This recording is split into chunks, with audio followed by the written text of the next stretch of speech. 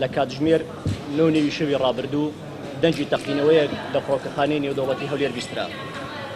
دەست بەجێ لەلایەن تیمەکانی ئاسایشی فڕۆکەخانە دەستکرا بە پشکنینی فڕۆکەخانە لە ئەنجامدا 3 موشک لە نزیک سیازی فڕۆکەخانە کەوتە خوارەوە، بەڵام بەداخەوە لە ئەنجامی ئەم هێرشەدا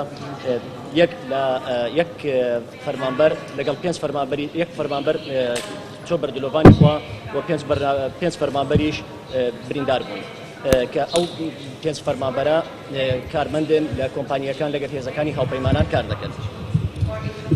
بریندار بوون و دوای تەواوکردنی پشکنین هەستاین بە داخستنی فڕۆکەخانەی نێودەوڵەتی هەولێر لە کاتژمێر 10 شەو تا 12 نیوڕۆم بە مەبەستی سەلامەتی گەشتیاران و هێڵە ئاسمانیەکان و لە کاتژمێر 12 نیوڕۆ گەشتە ئاسمانیەکان دەستی پێکردیتەوە و هیچ کێشێکمان نەماوە. دڵنیاش دەدەینە خەڵکی کوردستان بە گشتی و خەڵکی عێراقیش بە گشتی و گشت گەشتیاران کە فڕۆکەخانەی نێودەوڵەتی هەولێر لەژێر کۆنتڕۆلدایە و هیچ کێشێکی نەماوە.